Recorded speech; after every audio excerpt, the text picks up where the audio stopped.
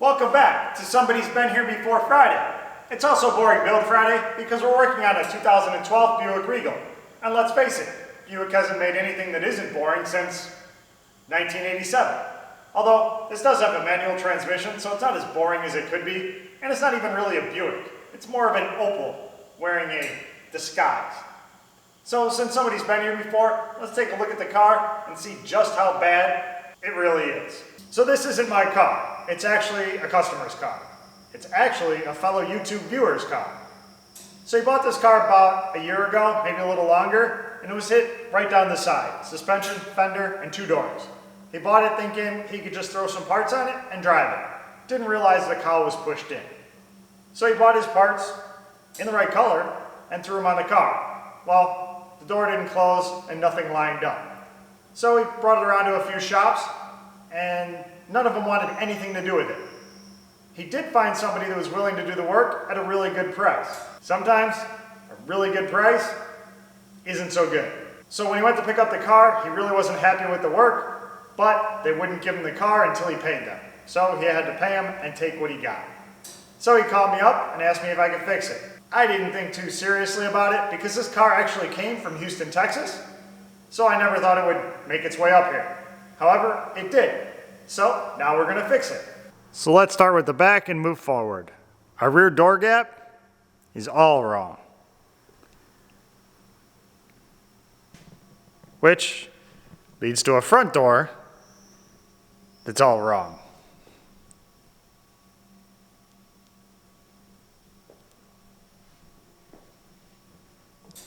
Which leads to a fender that isn't quite right. And that gap should not be there. But they had to bring this fender out to match the door, and the door is not in the right place. Leads to a bad gap on the hood.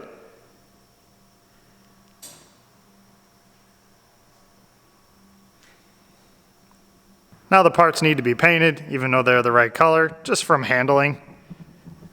Even when you get used parts, I always plan on painting them, even if they're the right color, because they get scratched up in shipping, so it's not a huge deal. It's also got a couple dents that weren't fixed. We'll have to take care of those. But wait, there's more. So our door drops and hangs pretty bad.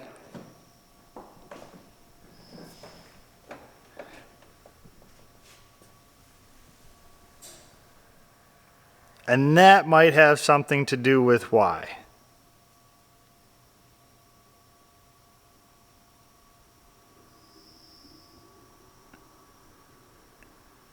Yep, that's a shim. So you might think this looks pretty bad, but I can assure you, once we get the door off and get a better look at it, it's worse. We also have some damage back here where the door hit the B-pillar. The door panel's in the trunk, along with some of the rest of the trim pieces. So let's get it up on the rack, take the door and the fender off, and see what we're dealing with.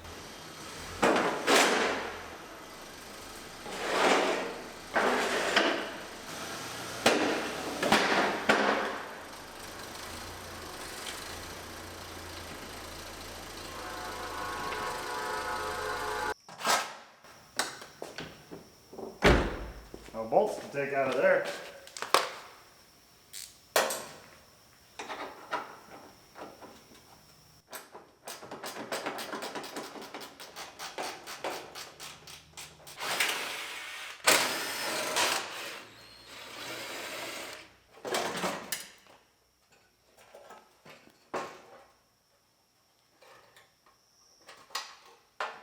Crazy Europeans and your side marker lights.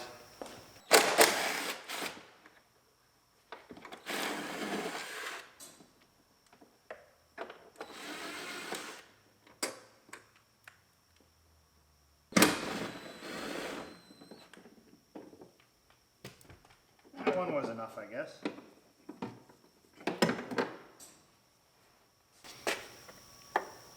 That's nice.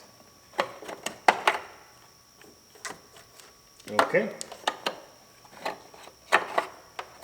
Now this car does have lift-off hinges, at least the top one.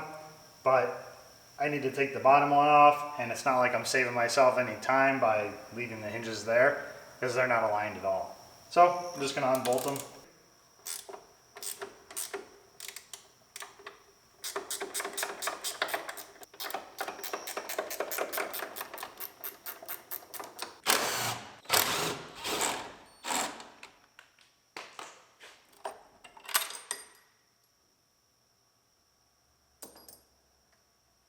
Save that shim for later.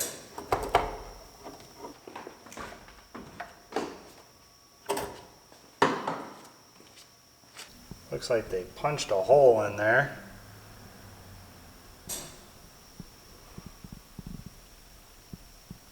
That is a different size bolt. I have to get that out of there. I pulled this out a little bit, but not the inner piece that actually matters. That's supposed to be round. And that is never going to seal.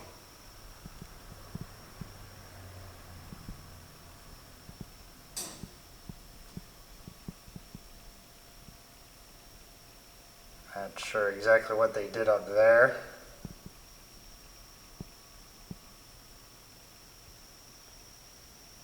And I think the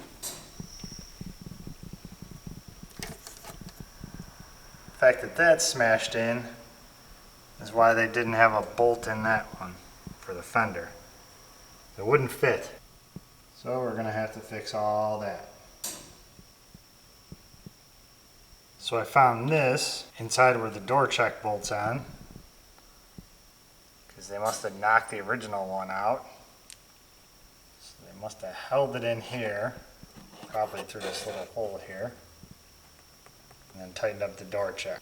That's my suspicion anyway. So we'll start with our back that we know is in the right spot and work our way forward. We'll get this door lined up, see how close it is, see how bad our B-pillar is. Maybe we'll just have to change that outer uniside.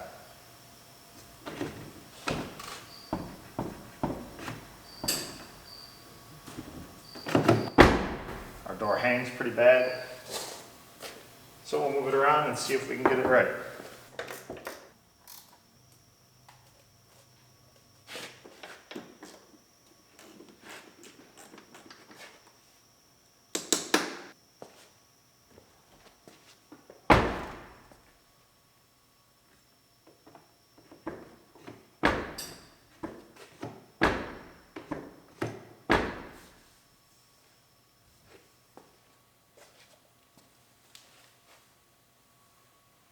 So now we know our B-pillar's in the right spot. We got good gaps back there, straight along the bottom. Now we can start working our way forward. So we'll put the car up in the stands, just so we have a little more comfortable working height.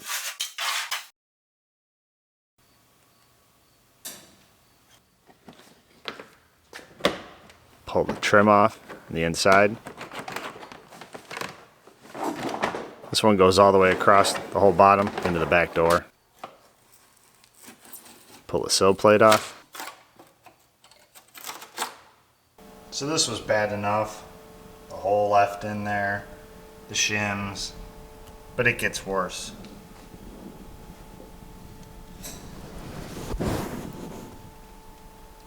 That is how they left it. Cut a hole in it, I assume to try and get a plate back there, and then just left it. They called this done. It actually caused more in damage than the original damage by trying to repair it. So we'll take off our hinge with our random nut and bolt in it, and then we can start cutting this outer panel off our A-pillar.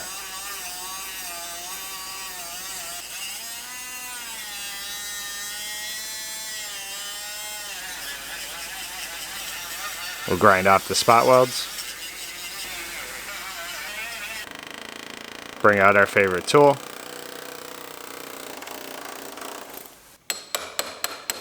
Break some of the welds loose. Pry that piece off. Who else can't wait to see what mess is in here?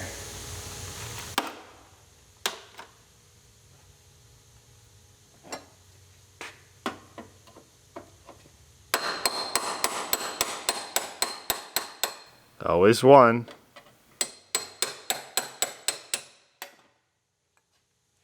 pile. This is all rusting out because this hole was like a gutter channeling water behind the hinge down inside here. This is going to cause a lot of problems in the future. What a mess. So now we'll drill the outer piece of the rail off. We're just going to drill the back of it off, kind of fold it forward enough just so we can work underneath it, rather than taking the whole thing off, having to weld it all back up. Now we can get underneath it to cut our A-pillar. Pry that piece off. And we'll cut our parts apart. Well, I ordered a quarter. I guess I got a quarter of the car. Let's get this thing inside. It's supposed to rain. I mean, I could go get the forklift, but I like making CrossFitters jealous. So the yard that I ordered this from, when you order a quarter, they send you the A-pillar, the B-pillar, and the quarter. To them, it's not worth parting out just the quarter to save the other pieces and make up the money. They'd rather get rid of the whole side of the car, make space for new parts. We're in a little bit of a time crunch, so we need to get this done the fast way.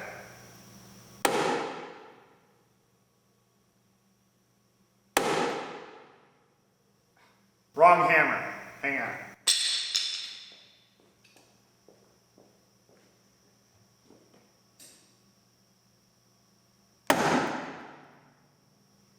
Not just for brake jobs anymore.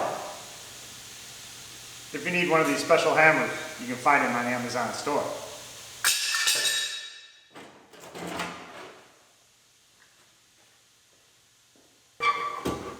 So now that we knocked all our pieces loose, we're ready to put them on our new car. We'll have to trim them to fit, but we got what we need.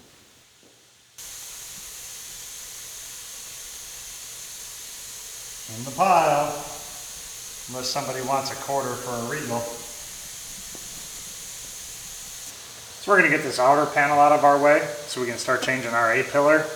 We need to get to some spot welds that are up here. There's a piece inside that goes back underneath. So we'll get those spot welds out. We'll get all these out. Then we can change our A-pillar. We'll be able to fit our door. If everything fits, we're all good. We can start welding it up. We'll just change this piece later and it'll fit right up as long as our A-pillar is in the right spot. So let's get this part out. So we'll grind out our spot welds. Not all the way back, just enough to get this piece out of our way. We'll worry about the rest of it when we're ready to put that outer panel on.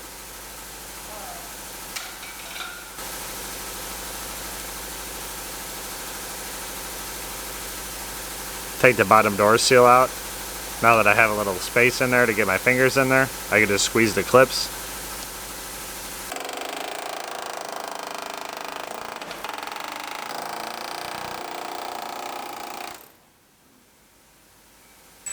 Now we can get to our spot welds.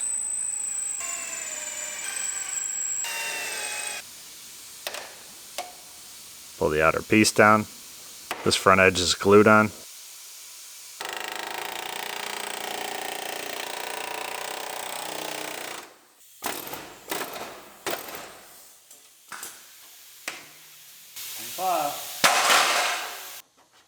I'll scribe some lines so we can line up our new piece. Grind out a couple of spot welds, drill out the other ones that can go all the way through. Drill off the parts that we trimmed.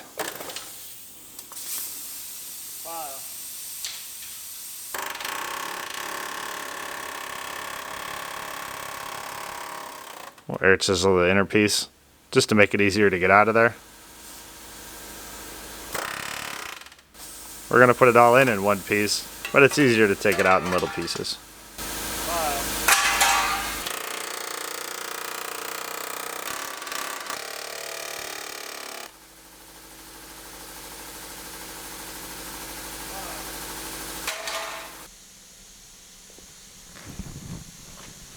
Ooh, presents!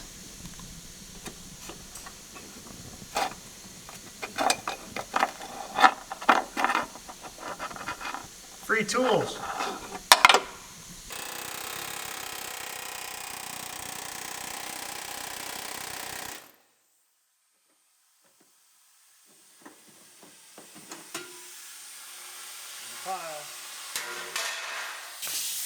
Bet that was gonna be a rattle. So this must have been a bolt that they were using to pull, and they broke it. That was after they broke the end of the bolt off for the hinge, and then had to drill it out. That must be where their drill bit came from, and the end of the bolt. And they both ended up in the rocker.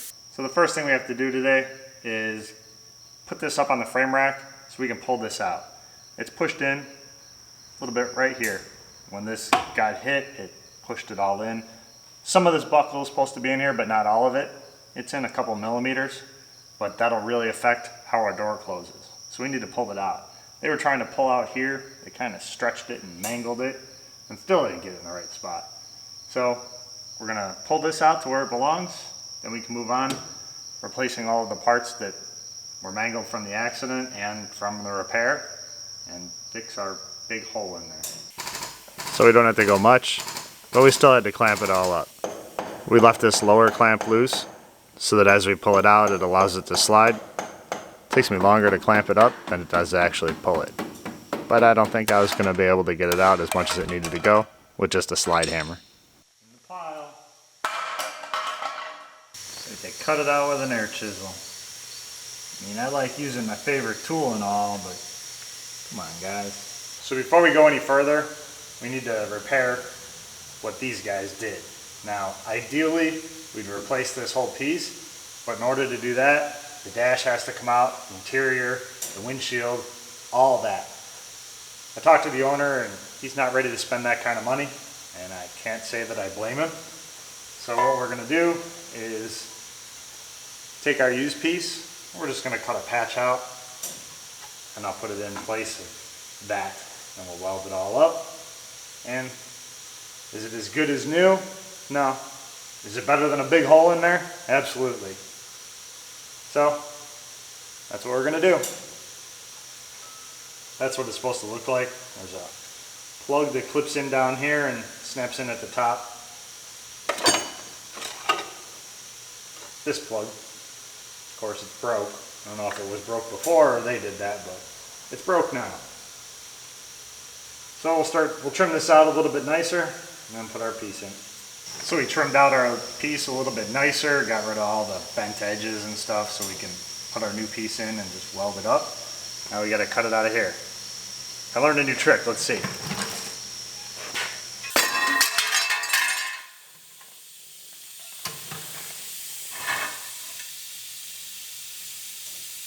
Perfect. So our piece is all welded in, cleaned off all the welds, all the paint that was burned off. We'll put a little primer on it and never speak of this again.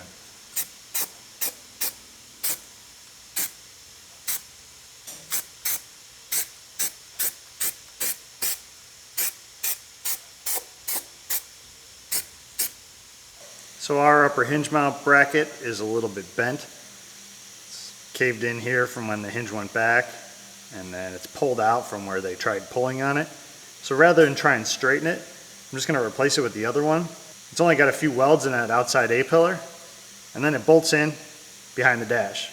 Now the bolt's not easy to get to, but there's no welds. I'd rather fight with that. That way, when this panel is on, when this is off, I can straighten the outside panel. I'd spend just as much time straightening it as I would replacing it, so we're just going to fight with that bolt. Kind of nice when engineers do stuff like this. Of course, would have been even better if they made it easy to get to that bolt. So after a bit of struggle, we got our upper hinge mount in there, bolted into place. So now we can put our lower in. We're going to put the inner panel, the lower hinge mount, and the bracket on the inside in all together. There's 3, maybe 4 pieces here. We're going to leave them all together, just slide it together like a puzzle. So we'll slide it behind the rocker. We'll use our bumper installation tool incorrectly. Or is that the belt molding installation tool? Can't remember. The tool experts are going to be coming for me. I misuse tools all the time. So we'll line up the lines we scribed, see how close that gets us. Clamp everything up. Measure everything. I had to include a little bit of that or I'd get accused of not doing it. Now we'll throw our door up there.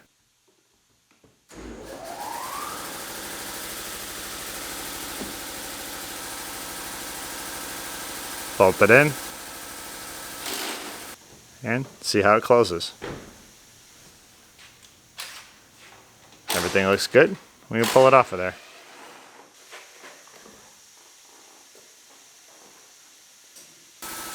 Now you can pull the rear door off.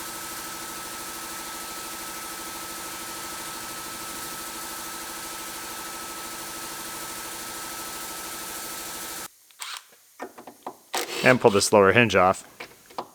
So we can trim out the rest of this B-pillar so we can put our outer panel on.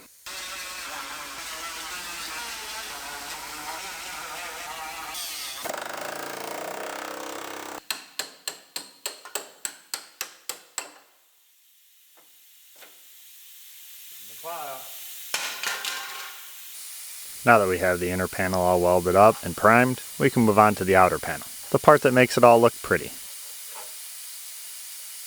So we have the donor panel set over the original panel, so we can scribe where it ends. These will be our final cuts. We'll be able to make them exact.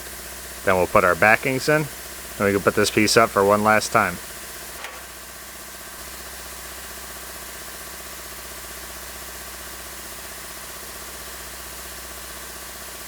So I threw the doors back on and put our piece up there. We got all of our backings in. All of our gaps look good.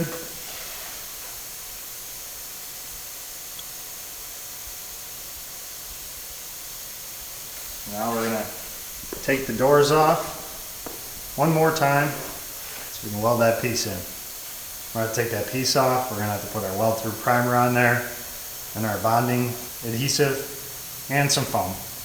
And we'll stick the piece up there and weld it up. So our piece is glued up there, welded up, foam is in place, and the bodywork gnomes have paid us a visit. So we're ready to throw the doors back on, get them all lined up. So we'll start with the rear door. Because we had the hinges off, we got to realign them all. I was able to leave this upper hinge on, so that kind of helped. There's only one hinge on the rear door to realign, but we got two on the front.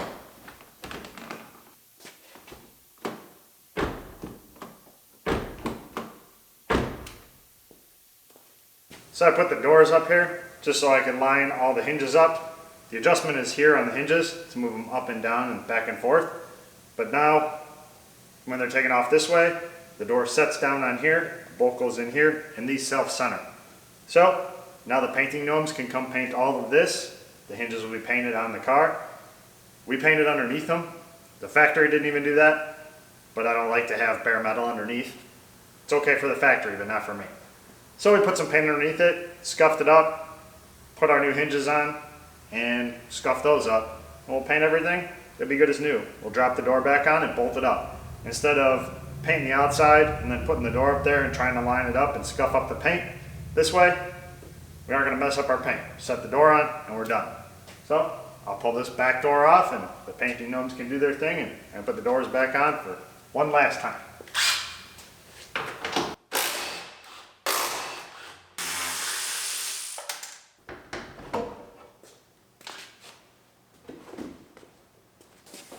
So the painting gnomes have been here. It's time to put our doors back on.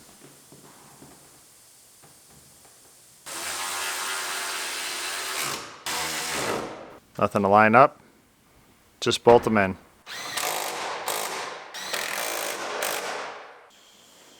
Set the front door up there.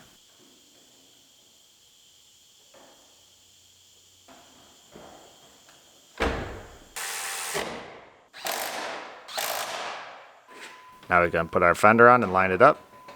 And then we're going to turn it over to the bodywork gnomes. Let them fix all the little dents.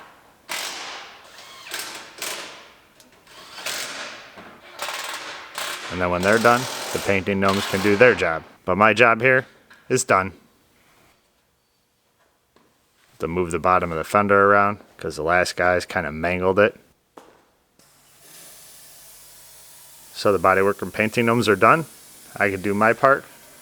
Put some wax in this rocker and in the A-pillar. The factory actually uses some cavity wax in there, so that's kind of nice.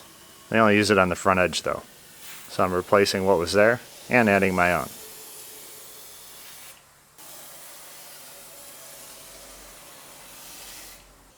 Put our little plugs back in.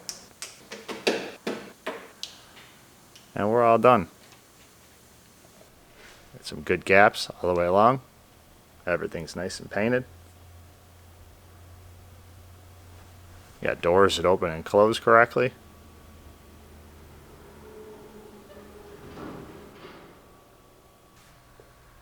Got a fender liner in there this time, as there wasn't one on it when we got it. Still missing a few parts.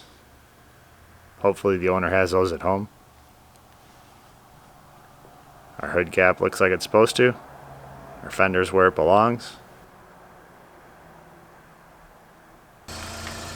Our A-pillar is all painted and free of holes. So it's all finished and ready to go home, which turns out to be a whole other project. So in addition to my normal rebuilds, I do a lot of side work, little jobs like this, and you normally don't see those videos. I actually was not going to make a video on this car, but that work was just too good not to show the world. Besides, it was a good excuse not to work on the Mustang, just to annoy all the Mustang fans.